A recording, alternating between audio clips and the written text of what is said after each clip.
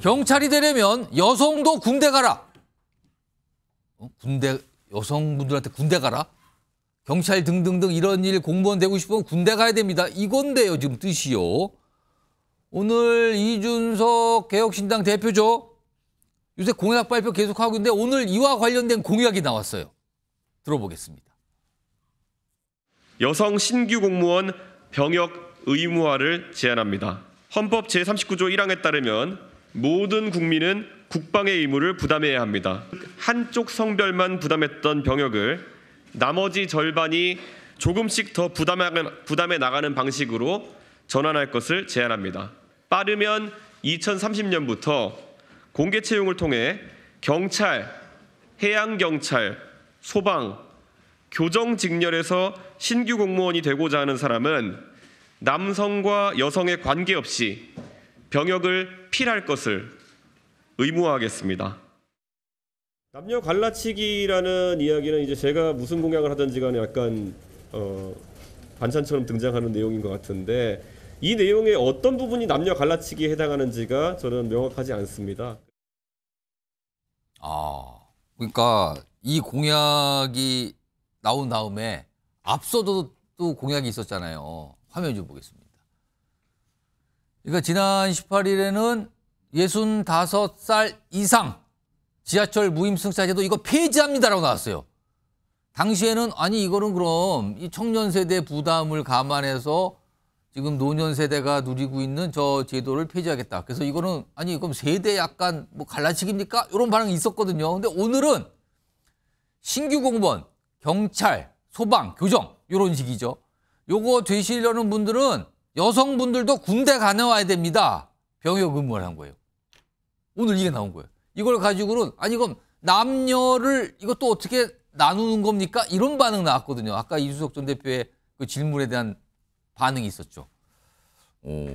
그러면 앞서서 저 지하철 관련된 목소리도 있었거든요. 오늘 이거 최근에 나온 이준석 전 대표가 또 설명했는데 그 목소리도 들어보죠.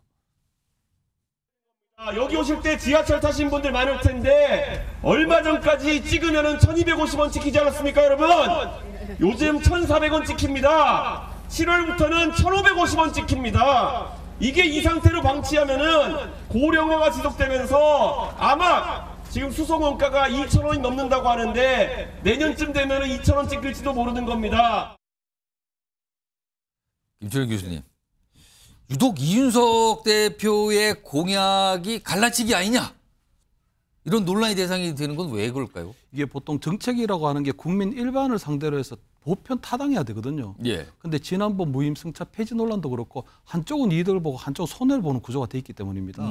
그래서 이번에 그 지난번 지금 방금 얘기하신 그 65세 이상 무임승차 논란 얘기할 때도 보면 이준석 대표가 어프로치는 좋은데 솔루션이 좀 엉뚱한 방향으로 나오고 있거든요. 왜냐하면 무임승차를 폐지하면서 한 부분이 뭐냐면 그 어르신들한테 모두가 1년에 12만 원짜리 그 교통카드를 나눠주자는 거거든요. 그럼 그게 1조 한 2천억 원 정도가 됩니다. 그럼 1조 2천억 정도 국가에서 부담할 것 같으면 무임승차도 그대로 해도 되거든요. 왜냐하면 1조 2천억 정도를 국가에서 부담할 것 같으면 중소도시에서 그 어떤 지하철 복지 혜택하지 못하는 분들한테는 한 5천억 들어가고 그리고 지하철을 운영하는 5개 대도시 거기에는 지금 적자 폭이 있는데 그 부분을 지금 국가에서 한 푼도 지원해주지 못하고 있기 때문에 적자 누적되는 구조거든요. 그래서 지금 서울 같은 경우에도 중앙정부에서 조금이라도 재정 지원을 해주기를 원하고 있었습니다. 그렇기 때문에 이준석 대표가 얘기하는 중앙정부에서 재정을 부담하는 구조라면 결국 무임승차도 가능하고 중소도시에서 지하철 복지를 받지 못하는 부분도 그 부분도 해결할 수 있는 부분이 있거든요. 근데 결국 어프로치는 좋았는데 엉뚱한 방향으로 무임승차를 폐지하는 쪽으로 나와버리니까 이게 갈라치기가 될 수밖에 없는 거죠. 그리고 지금 방금 본 영상에서는 막 금액, 지하철 요금 얘기하면서 이거 2천원까지 갈 수 있는 거 아닙니까? 이렇게 얘기를 한단 말이에요. 무임승차를 하게 되면 결국 중앙정부의 재정적인 지원이 없게 되면 무조건 저 적자가 계속 커지는 구조인데 지금 그 이준석 대표 얘기한 것처럼 1조 2천억 정도의 중앙정부에서 부담을 하자는 거였거든요. 그럼 1조 2천억 정도가 있으면 한 번에게 1년에 12만짜리 교통카드를 안 나눠주더라도 무임승차는 어느 정도 가능한 부분이 생기는 거거든요. 그래서 어프로치는 좋은데 솔루션이 나빴다는 거고 결국 그 여성 어떤 그러니까 경찰 등이 되려는 여성인 분들은 군복무를 해야 된다. 이거예요 지금. 저것도 보면 조금 어프로치가 좀 엉뚱한 솔루션인 게 이제 현대전에 대한 이해가 전혀 안 돼 있는 거거든요. 현대전이요? 그렇습니다. 현대전이 병력 중심에 자꾸 육군 논리에 빠져서 그런데 지금 보면은 이라크 전대 할 때 이라크군이 100만 명이었거든요. 그때 예. 이라크에 파견된 미군은 10만 명도 안 됐습니다. 지금 보면 병력 중심으로 전쟁을 하는 게 아니고 현대전은 달라졌거든요. 그래서 보면 재래식 전략에서는 우리가 남과 북을 비교할 때 남한이 월등하게 높습니다. 그렇기 때문에 북한에서 최근에 SLBM이나 SLCM이나 이런 것들에 대한 어떤 핵무기 개발하는 이유가 거기 있는 거거든요. 예. 그렇다면 우리도 지금 병력 중심으로 현대전으로 바뀌어야 되는데 예를 들어 이준석 대표가 얘기하는 것처럼 계속적으로 병력을 저 정도 유지하고 월급 올리고 뭐 막상 더 만들고 그다음에 비대 설치하고 이래버리면 국방 예산은 한정되는데 예. 그럼 우리가 지금 현대전에 맞게 우리 무기를 고도화해 나가야 되는데 그런 부분도 다 포기하고 병력 중심으로 계속 하자는 논리밖에 안 되거든요. 그렇기 때문에 지금은 저출산에 따라서 여성들을 군대 보내자 하는 그런 것보다는 좀 더 고도화되고 일본 자유대처럼 예. 정예화하고 소수 정예화하고 현대전에 걸맞는 무기체계를 갖춰가는 부분으로 맞춰야 되는데 자꾸 저거를 저런 식으로 여성도 군대를 가야 된다는 식으로 해버리니까 어프로치는 좋았지만 현대전에 대한 이해가 전혀 안 돼 있는. 근데 저 여성 정치 군복무 솔루션을 공약을 내는 거 공약이라는 거는 누구에게 호소하려고 하는 거잖아요. 그러니까 누굽니까 그게? 결국은 지난 이제 대선 때 보면은 여성도 군대 의무화 얘기를 하면서 이제 남자하고 여자도 특히 남성 같은 경우는 군대 갔다 오기 때문에 한 3년 정도, 2년에서 3년 정도의 텀이 생기는데 예. 그 부분에 대한 아무런 어떤 뭐 가산점도 없어지고 이렇기 때문에 그 부분에 대해서 남자들이 우리 20대 우리 그 어떤 일자리 문제 때문에 20대 어떤 우리 젊은이들은 여성에 대해서 조금 그런 부분에서 차별적인 요소를 느끼고 있었거든요. 그렇기 때문에 지난 대선 때는 남녀에 대해서 그런 부분이 있었는데 지금은 모르겠습니다. 이번 총선 때도 그런 부분을 노리고 있는지는 모르겠지만 자꾸 저렇게 갈라치게 하는 어떤 솔루션을 내는 것은 좀 바람직하지 않다. 그래서 뭐 무임승차 논란도 그렇고 그다음에 이번에 이 여성들의 어떤 군대 의무화에 따른 어떤 공무원 지원 자격 제한도 그렇고 제가 볼 때는 이준석 대표가 좀 더 깊이 있는 조금 솔루션을 내놓을 필요가 있다 이래 보입니다. 정기학 교수님은 지금 윤석열 전 대표가 내온 특히 오늘 그 여성 군복무 관련된 공약 이거 갈라치기로 보이십니까? 아니면 그렇게까지 보이지는 않으십니까? 저는 갈라치기로 보이지 않습니다. 현상은 갈라치기적 현상을 띄고 있지만 예. 저는 이준석 대표다운 저는 선명한 공약으로 보여집니다. 선명하다. 오히려 이준석 대표는 지금 거대 양당의 대표처럼 복싱에 비유하면요 챔피언이 아닙니다. 아웃복싱할 지금 겨를이 없어요. 지금 인파이팅이 필요한 이준석 대표의 포지션입니다. 그냥 쑥 들어간다는 거예요. 그렇습니다. 바로 그냥. 그러면 도전자 입장은 어떻게 되는 겁니까? 결국은 공세적이어야 됩니다. 그다음에 두 번째는 또 선명해야 됩니다. 그리고 세 번째는 또 참신해야 됩니다. 예. 그러면서 우리 사회에서 금기시됐던 영역에 대해서 문제를 던지고 문제 제기하고 그것을 가지고 공론화시킬 수 있는 계기를 만들 필요가 있습니다. 예. 저는 이준석 대표가 얘기하는 그 소위 이른바 여성들도 군대를 갈 수 있어야 된다. 예. 그 얘기는 뭐냐면 여성들한테 군대를 가라는 얘기가 아니죠. 소위 이른바 4개의 직렬, 경찰, 소방 등 예, 예. 4개의 직렬에 제한하고 있지 않습니까? 그리고 오늘 또 발표한 내용도 대단히 중요한 내용입니다만 예. 군인 뭐 자녀들을 대상으로 한 어떤 그 복지 확대라든지 예. 다양한 내용을 품고 있습니다. 이런 것들이 20대 남성을 겨냥한 갈라치기 공약 아니냐라고 하는 즉자적인 어떤 비판보다는 예. 지금쯤 우리나라도 결국 우리도 이 병역 수급 문제라든지 예. 병역 자원 개혁 문제에 대해서 한 번쯤은 논의할 시작이 됐다. 시작할 때가 됐다라는 관점에서 이 공약을 공론화시키고 또 거대 정당들이 이 공약에 대한 공약이 갖는 어떤 현실성 또 비판해야 할 지점들을 논의하면서 예. 이 공약이 국민들에게 좀 더 실감 있고 효능감 있는 공약으로 갈 수 있도록 하는 과정이 필요해 보입니다. 김영주 전 의원님하고 조혁진 변호사 두 분 중에 혹시 이준석 전 대표의 저 뭐 경찰 등 되려는 분은 군복무, 여성도 군복무해야 된다. 이거 혹시 공감하시는 분 계세요? 찬성이나 공감하시는 분 계십니까 혹시? 사실 이제 강론에서는 제가 뭐 여러 가지 토론이 예. 있을 수 있습니다만은 예. 스위스나 노르웨이 같은 경우는 이미 그런 것을 성중립적 오히려 이제 갈라치기가 아니라 그런 그 제도를 하고 있고요.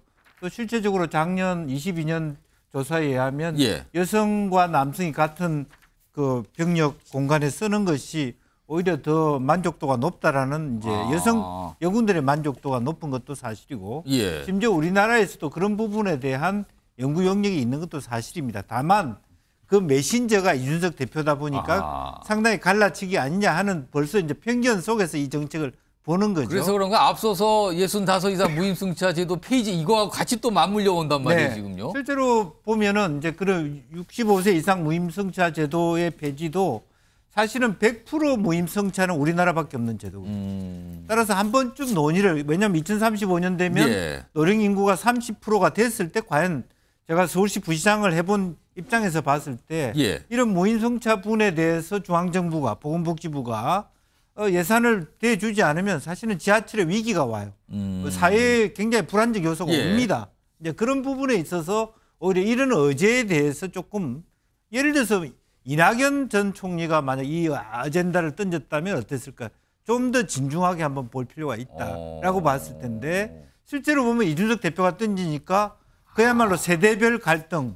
이거 메신저의 차이가 있다. 그러니까 노인들에 대하여 완전히 어찌 보면 뭐 없는 그런 어떤 그 김호일 노인회장님 발칵 화를 내면서 배륜 예. 이런 얘기를 하는데 오히려 사실은 이 제도가 아까 우리 김철환 교수처럼 실제로 보면 오히려 현재 제도를 운영하면서 중앙정부가 돈을 댈 수 있는 구조도 있다라고 하는 토론이 이루어진다는 예. 것은 의미가 있어 보이지만 또 어른이 너무 그런 부분에 대해서 아뜨거나 해서 이익단체처럼 뭐 배륜이니 아니냐 하는 예. 것도 사실 노령화 사회라는 건 뭡니까? 소수의 젊은이가 다수의 노인 인구를 먹여 살리는 예. 시대에 들어왔다. 초고령화 사회에 들어왔다는 것은 또 실제로 보면 스위스나 노르웨이처럼 양성평등적 군 제도를 고민한다는 것은 중요한 아젠다 중에 하나입니다. 다만 이준석 대표이기 때문에 더 많이 그러면 왜 남자 젊은이들이 여자는 왜 군대 안 가나 이런 얘기를 끄집어내기 위해서나 혹은 젊은 세대들이 손해본다는 생각 예. 때문에 하는 거 아니냐 하는 메신저의 어떤 그 말하자면 색깔들이 예. 분명히 있는 건 사실이라고 봅니다. 역시 변호사. 근데 현실적으로 이준석 전 대표가 만든 이 신당이 총선을 통해서 다수당이 되지 않는 한 이 공약 실현하기가 현실적으로 어려운 거 아닙니까? 지금 선거 전략이죠. 이준석 대표의 전략은 제가 봤을 때 타겟을 명확히 한다. 타겟을 선명히 한다. 예. 그래서 그 타겟이 어디겠습니까? 뭐 저희처럼 이제 미래가 짧은 사람도 아니고 여성도 아니고 결국은 젊은 남자가 내 타겟이다. 예. 그다음에 또 하나는 뭐냐면 빅텐트 없다. 무슨 빅텐트 빅텐트냐. 없다라는 뜻으로 읽으셨어요, 이거를? 아니 저런 주장을 하는데 이낙연 대표가 이걸 갖다 이준석 대표하고 같이 빅텐트를 하겠습니까? 예를 들어서 65 이상 무임승차 제도 폐지 이걸 이낙연 전 대표가 받기는 어렵다 이렇게 보시는 거네요. 그다음에 이제 젊은 여성들한테도 지금 뭐 이렇게 뭐 소방 뭐 경찰 이런 예. 걸로 제한한다라고 조건은 달았지만 그런 조건이 귀에 들어옵니까? 여자들도 군대 가야 된다 다 그런 식으로 생각이 되지. 그런데 그런 상황에서 여성들이 과연 이준석 대표를 지지할 수 있을 것인가? 이준석 대표가 포함된 빅텐트를 여성들이 지지할 수 있을 것인가? 예. 전 회의적이라고 보거든요. 그러니까 이준석 대표는 선명하게 젊은 남자들한테만 내가 지지를 받겠다. 그걸로 일정 정도 본인이 원하는 정도의 수준의 그 의석을 내가 차지하겠다. 그 전략이 아닌가? 굉장히 흥미로운 전략이라고 저는 생각을 하고요. 예. 4월 10일 이후에 성공 여부가 어떻게 될지 한번 이제 그 재미있게 지켜보면 되지 않을까 하는 생각이 듭니다. 지금 뭐 빅텐트와 연관지어서 이게 공약 갖고 되겠습니까? 빅텐트가 이런 분석이신데 다음 준비된 여러 가지 영상하고 주제가 있는데 이게 빅텐트 관련이 있어요. 일단 개혁 미래당 어제 그 이름이 본격적으로 공개가 됐죠. 어제 브리핑이 있었습니다. 들어보겠습니다.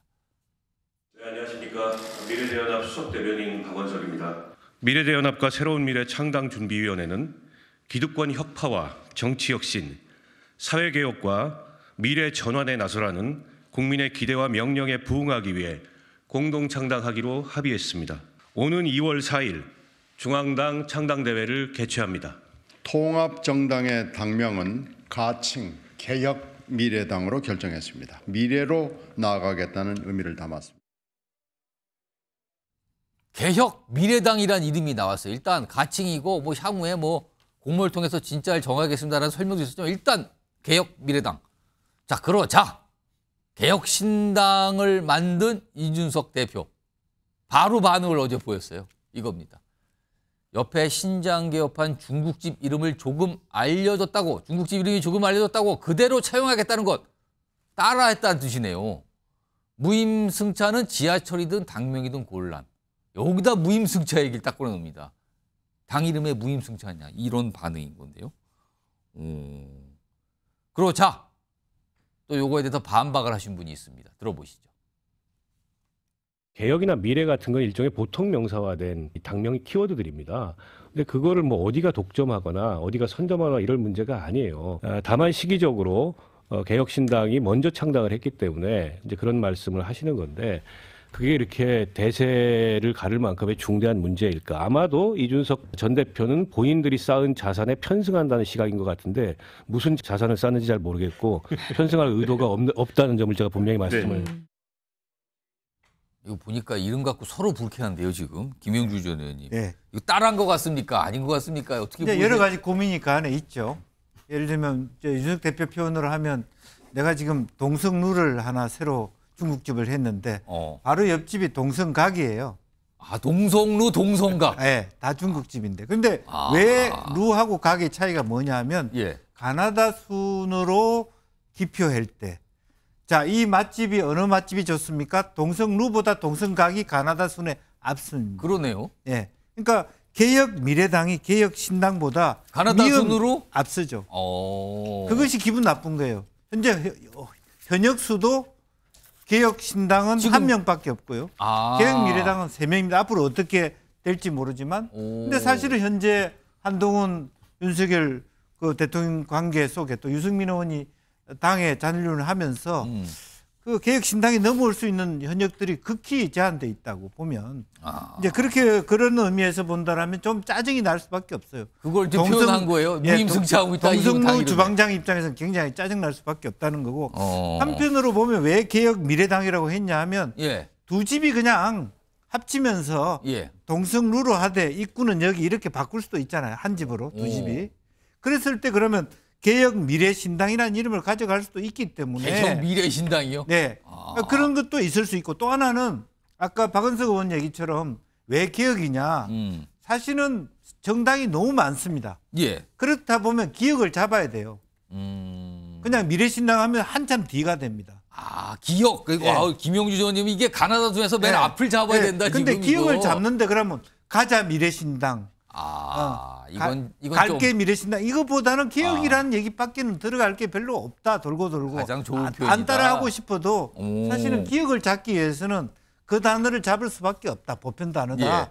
그렇게 얘기하는 겁니다.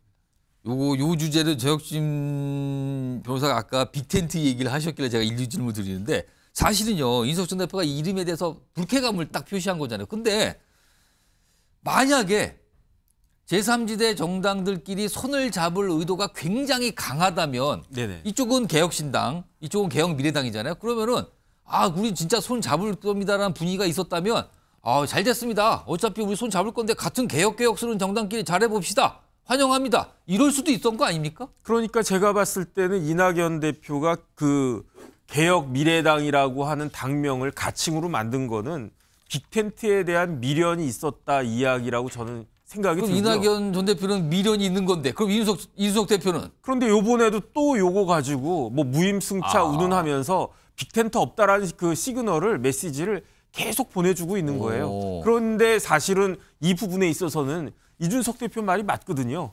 개혁신당이라고 만든 지 얼마 안 됐는데 바로 개혁미래당이라는 걸 만들면 뭐 신당이나 미래당이나 뭐 신당이 미래를 갖다 이야기하는 거니까 사실 잘 모르시는 분은 막 혼동될 수도 있거든요. 그러니까 만약에 이제 그런 생각이 없었으면 미래대연합하고 새로운 미래가 합쳐진 거잖아요. 그럼 차라리 새로운 미래대연합 이렇게 했으면은 다 연결이 되는 건데. 그럼 가나다가 아닌데 여기 아까 저 김용주 의원님 이거 기억이 들어가야 된다고 강조하셨는데. 그래도 이렇게 새로운 미래대연합에는 국회의원들이 많으니까 현역 의원들이 많으니까 그래가 줄여가지고 새미연 하면은 뭐 그 더 참신한 이미지도 있을 것 같고 그럼에도 불구하고 이낙연 대표는 이준석 대표에 대한 미련이 굉장히 강해서 빅텐트를 갖다가 기대하고 비슷한 이야기를 했다가 오히려 그 나이 드신 분이 면박만 당한 것이 아닌가 저는 그런 생각이 들어서 더 이상은 뭐 빅텐트 큰 집 이런 이야기가 안 나올 것 같다고 하는 게 제 개인적인 판단인데 한번 지켜보겠습니다. 정의당 교수님하고 김철현 교수님께 제가 한 1분씩만 드릴게요. 이 이름 가지고 참 이거 예상치도 못한 지금 신경전 같은데 정기랑 교수님, 이거 이름 가지고 신경전 벌이는 거 이거 어떻게 봐야 됩니까? 이준석 대표에 대한 그 정치권에서 평가가 있잖아요. 아. 좀 저는 품이 넓었으면 좋겠어요. 그러니까 어차피 빅텐트라고 하는 것을 목표로 가고 있지 않습니까? 예. 그러니까 물론 빅텐트까지 가기까지의 험로가 있을 것이고 다양한 또 갈등이 있을 겁니다. 그러나 이것들을 하나하나 해치해 가야 될 텐데 그 과정에서 이 당명이라고 하는 것은 잠정적으로 가칭일 뿐이고 예. 결국은 빅텐트를 지향하고 있다고 한다면 당명을 가지고 이러쿵 저러쿵 얘기하면서 어떤 차별화를 시도한다. 이런 모습은 대단히 좁쌀맞아 보입니다. 좁쌀맞아 보인다고요? 아, 알겠습니다. 아까는 품이 넓지 않다 그랬는데 또 갑자기 좁쌀 얘기로 들어가셨네요. 예. 김철영 교수님은 이거 어떻게 보셨어요? 그래서 이준석 대표가 거의 질려버릴 것 같아요. 아? 질려버린다고요? 예. 왜냐하면 이제 그 빅텐트에 대한 전제 조건을 여러 차례 얘기를 하고 있거든요. 예. 그냥 이번 총선에 반윤석열 또는 반이재명이 기댄 그 반사이에 기대서 그냥 떴다방 하지 말자.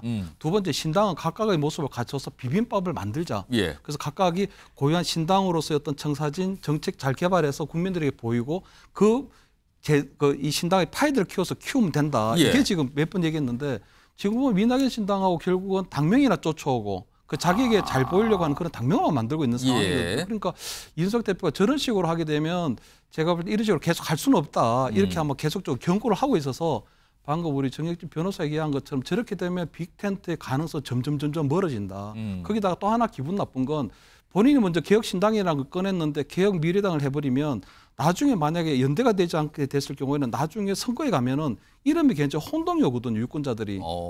그러면 개혁신당하고 개혁미래당 결국은 혼동이 오게 되면 결국 손해보는 건 이준석 신당이 훨씬 더 손해볼 수도 있는 거거든요. 그렇기 때문에 이준석 대표가 지금 미래의 신당 계속 얘기하는 거를 조금 알아들었으면 좋겠어요. 왜냐하면 이준석 대표가 벌써 두 번째 정책 공약을 개발하면서 예. 계속 해야 되는데 무임승차 같은 경우에도 금태섭 의원은 반대를 했거든요. 그러면 이준석 대표는 불편한 진실이지만 그것이 본인이 생각할 때는 개혁적인 과제라고 예. 해서 나가는데 그걸 반대해버리면 이준석 대표 입장에서 볼 때는 금태섭 의원 쪽이 다 반개혁적이거든요. 그럼 이낙연 전 총리도 결국은 그 무임승차 폐지에 대해서 앞으로 여성들이 군대 가는 거 의무화에 대해서 그럼 어떻게 할 것에 대한 본인의 입장을 밝혀야 되거든요. 예. 그러면 이준석 대표하고는 저절로 같이 갈 수 없는 상황이 저절로 만들어지지 않겠나 이렇게 보는 거죠. 그러니까 이름 가지고 신경전 벌이는 게 단순하지 않을 수 있다는 거네요. 지금 뭐가 다 쌓여 있다 지금 서로. 약간 그런 모습인 것 같네요. 이런 가운데요. 사실은 이준석 대표가 상당히 기대를 했던 것 같아요. 유승민 전 의원과 손을 잡고 함께 가는 거. 근데 화면 좀 보겠습니다. 안 간다고 그랬어요. 당을 지키겠다. 여기서 당은 국민의힘을 말하는 거예요. 그리고 공천 신청 안 한다. 불출마예요. 그러면서 오랜 시간 인내해왔고 앞으로도 인내할 것이다. 이 당에 남아서 기다린다. 이런 뜻이 돼요. 출마 안 한다. 뭐 여러 가지 해석이 가능하지만 일단 이준석 전 대표와 같이 가지 않는다가 됐거든요. 자, 관련 목소리 있습니다. 들어보겠습니다. 어떤 식으로든 총선에서 입장을 밝힐 텐데 예. 저는 거기에 있어서 개혁신당 함께하길 바라죠. 일 의원도 뭐 58년생이니까 이번이 뭐 대선 도전을 위한 그 도약 단계로서 마지막 기회일 텐데 판단을 하지 않을까요? 딱 한 번 정도 연락드릴 겁니다. 결정적인 순간에.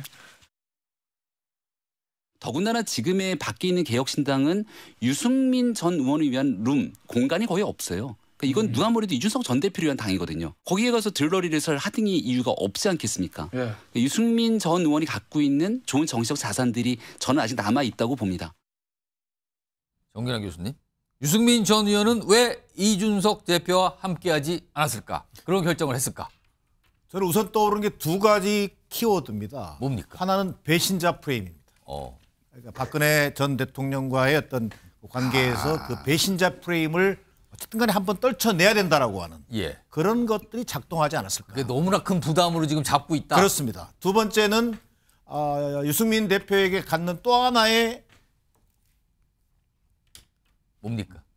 키워드는 저는 신당에 대한 트라우마입니다. 아, 신당에 대한 아픔이 있다? 아픔이 있습니다. 그게 과거 바른정당과 소위 국민의당이 바른 미래당을 창당했습니다. 그렇습니다. 유승민 대표가 그 이후에 이제 결국은 국민의힘으로 해소됐지 않습니까? 결국은 그 이후에 인생 최악의 어떤 결정이었다고 말한 후문도 있습니다. 신당이 과연 성공 가능성을 가지고 있는지 본인으로서는 어떤 의욕을 가지고 추진했던 바른미래당 창당이 실패로 돌아간 것에 대한 신당에 대한 트라우마 또한 커 보입니다. 두 가지가 많이 작용했던 걸로 보여지고요. 예. 그럼에도 불구하고 유승민 전 의원이 이른바 이준석 대표가 지금 추진하는 빅텐트 신당이 됐든 예. 또는 개혁 신당이 됐든 결국 유승민 의원이 참여하느냐 안 하느냐는 굉장히 의미가 달라졌을 겁니다.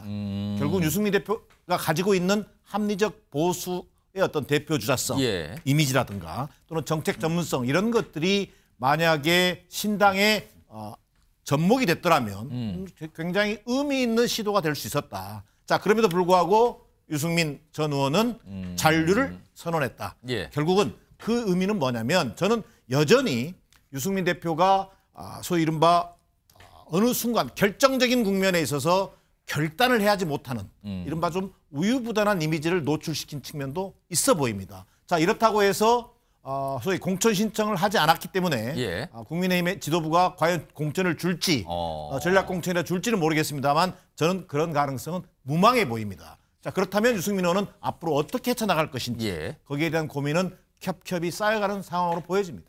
김철영 교수님, 이번 잔류 결정, 이제 불출마까지 했는데 결정까지 유승민 전 의원을 아까 이제 설명해 주셨어요. 이게 아주 그냥 고질적으로 뒤에서 부담처럼 남아 있는 게 배신자 프레임인데 이거 벗어날 수 있을까요? 그래서 이번에는 배신자 프레임보다는요. 사실상 이제 유승민 의원이 이준석 대표하고 정치적 결별을 선언하는 거거든요. 아니, 결별이라고 보십니까? 왜냐하면 이거는? 이준석 대표가 정치적 승부수를 건 그 신당에 와서 같이 함께 하자고 했는데 거기 힘을 보태주기 싫다는 의미거든요. 저게. 이유는 한 3가지 정도가 있는데 첫 번째 두 사람의 관계가 옛날 같지 않습니다. 왜냐하면 유승민 의원은 이준석 대표를 바라볼 때 여전히 친구의 아들 그리고 내 의원실에서 인턴으로 시작한 정도로 알고 있는데 이준석 대표는 유승민 의원이 해보지 못한 집권당의 대표 출신이거든요. 그러다 보니까 이제는 서로가 바라보는 눈높이가 틀려진 겁니다. 서로를 지금 서로의 위치를 다르게 보고 있네요. 서로가 껄끄럽고 이준석 대표 같은 경우도 이번에 신당 창당하는 과정에 있어서 유승민 의원하고는 전혀 일체의 상의도 없었거든요. 그래서 본인만이 당을 만들어 놓고 난 다음에 거기 들어오세요 한 건데 예. 이 부분에 대해서 제가 볼 때 유승민 의원이 거부한 것 같고요. 두 번째는 이번에 그 이준석 대표가 유승민 의원에 전한 저 공개적인 그 제안이 굉장히 모욕적입니다. 58년생이고 이제 마지막이고 당신은 정치적 소강 상태에 있고 내가 불러주는데 와서 출마하시고 만약에 나는 삼고초려 하지 않는다. 딱 한 번 제안할 테니까. 한 번 뭐 이런 얘기를 하잖아요. 그러니까 당신을 삼고초려해서 내가 모실 정도는 아니고 한 번 올 테니까 올 테면 오고 말 테 말라는 거였거든요. 그래서 사실은 저 방송에 나가서 이 유승민 의원을 모신다고 하는 게 상당히 예의를 갖춘 것 같지만 상당히 그 내용을 보면 유승민 의원 입장에서 볼 때는 상당히 불쾌하고 굉장히 기분 나쁜 제안인 겁니다. 저게. 너무나도 기분 나쁘고요. 세 번째는 저 이준석 대표가 유승민 의원이 필요가 없는데 모시려고 하는 그 노림수가 하나 있는 것 같아요. 그게 보면 유승민 의원이 방금 얘기하신 그 배신자 프레임을 벗어나려면 이낙연 전 총리처럼 당신도 대구에 출마하라고 할 수가 있거든요. 그럼 유승민 의원이 당신이 배신자 프레임을 벗기려면 그 대구에 출마해라. 이낙연 전 총리는 개항을에 출마해라. 이런 식이 되면 결국은 이준석 대표는 유승민 의원을 TK에 출마시키는 거 밀어 넣어버리고 본인은 전국 지휘 선거한다면서 빠져버릴 수가 있거든요. 그럼 일각에서 나오는 것처럼 도대체 이준석 대표는 어디에 출마하냐 할 때 결국 본인이 비례로 출마할 수 있는 그런 노림수가 있을 수도 있게 되거든요. 그래서 유승민 의원 입장에서 볼 때는 너무나도 불쾌한 제안이고 본인이 결국은 이준석 대표가 세팅해 놓은 거기에 말려 들어갈 수 있다고 생각하기 때문에 결국은 이 제안을 거절한 게 아닌가. 그러면 국민의힘에 이제 잔류예요. 남아있는 거에 당에. 그러면은 향후 총선 즈음에 국민의힘에서 유승민 전 의원에게 어떤 역할을 맡길 가능성. 구체적으로 예를 들면 이런 거예요. 뭐 험지 지역구에 출마를 해달라고 요청을 한다든가 아니면 총선에서 관련해서 어떤 지원이나 이런 역할을 준다든가 이럴 가능성이 있습니까? 없습니다. 왜냐하면 없습니까? 왜냐하면 유승민 의원이 윤석열 정부가 출범하고 난 다음에 정치적 검토를 여러 차례 넘었습니다. 얼마 전에도 뭐 윤석열 대통령하고 한동훈 위원장 어떤 당청 갈등이 있었을 때 그래도 굉장히 날선 비판이 있었어요. 이렇게 했었거든요. 그래서 그런 표현들이 벌써 윤석열 정부에 너무나도 정치적 검토를 넘어선 부분이 있고요. 두 번째는 이번 총선이 결국은 윤석열 정부의 성공을 위한 이익이 돼야 되는데 그럼 본인이 나와서 총선에 나와서 윤석열 정부 선거를 위해서 무엇을 할 수 있는가를 설명할 수가 없게 되거든요. 그동안 비판만 계속 일색해왔기 때문에 그렇기 때문에 지금 그런 부분이 있고요. 세 번째는 유승민계가 지금 사실상 당내에서 다 소멸하고 있는 단계입니다. 예를 들면 그 유승민계로 불렸던 김용호 의원이 지금 불출마를 선언했고요. 또 한때 유승민계로 불렸던 지상욱 전 의원도 다 불출마를 선언하고 있거든요. 그래서 사실 유승민 의원뿐만 아니라 유승민계도 사실상 당내에서 소멸하고 있기 때문에 예. 더 이상 유승민 의원에게 국민의힘에서 어떤 총선에서 역할이라든가 예. 어떤 정치적 입지를 기대하기는 거의 불가능한 단계다 이래 보입니다. 알겠습니다. 다각도로 분석을 좀 해주셨어요. 이거 뭐 아무튼 의미가 여러 가지가 있네요. 보니까 지금 듣고 보니요.